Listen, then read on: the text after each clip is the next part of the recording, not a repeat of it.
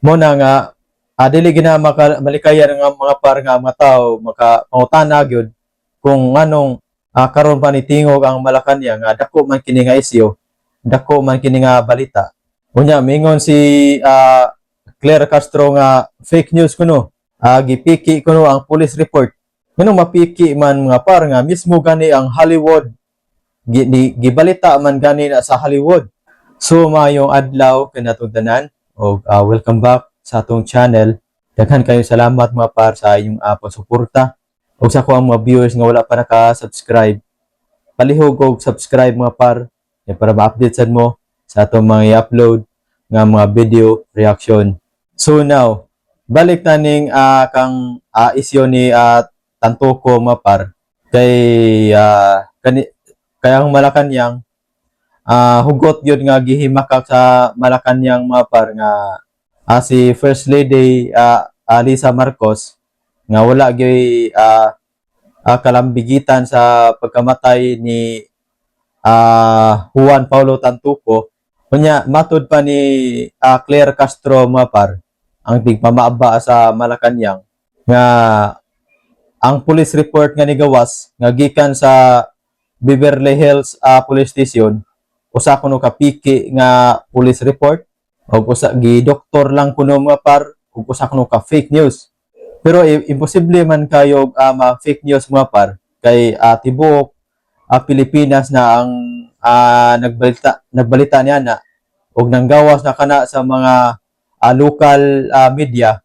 Pero nahibaw ta mga par nganong ang kaning mga mainstream media wala man gyud mo pagawas silang reaksyon niya na wala man gyud sila mo balita na mga par nga dako man kini nga isyu kay daliman kana Pilipino guning namatay ngadto sa California. Usa pasad dakong negosyante sa Pilipinas, dako na nga isyu mapar. Ug usa pasad ang asawa ni Juan Paulo Tantuco, usa kini ka cabinet secretary ni BBM. Dili kini mahimo mapar nga ihilom raon ta.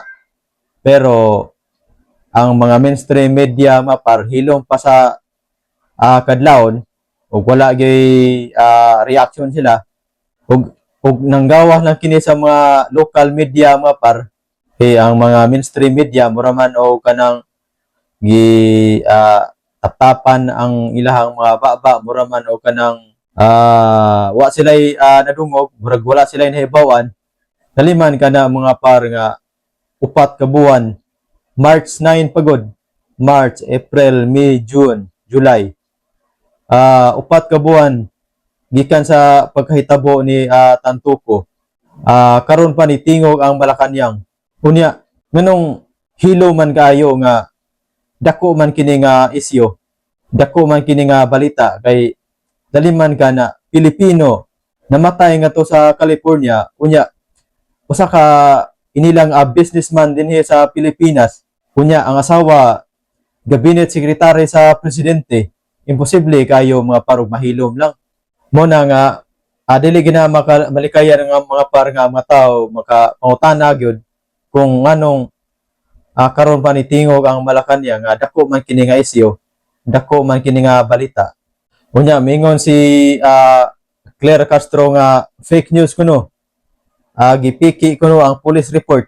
Nganong mapiki man mga par nga mismo gani ang Hollywood gibalita man gani na sa Hollywood. Mo fake news diya ang Hollywood mga par. Mo na ito pangutana mo fake news diya ang Hollywood. Mo fake news diya ang Beverly Hills Police Station nga sila man mismo ang nag-imbestiga nga to. Sila man mismo ang nag test og positibo gyud si Tantuco nga ang namatyan ni Tantuco na overdose gyud sa drugs. Matud pa ni Claire Castro fake news. So daghan kayong salamat mga par sa inyong pagsuporta. Unya palihog ko subscribe mga par para ma-update mo sa atong mga video kay ato ning sundan nga mga balita mga par kay ato ning buhatan og mga video reaction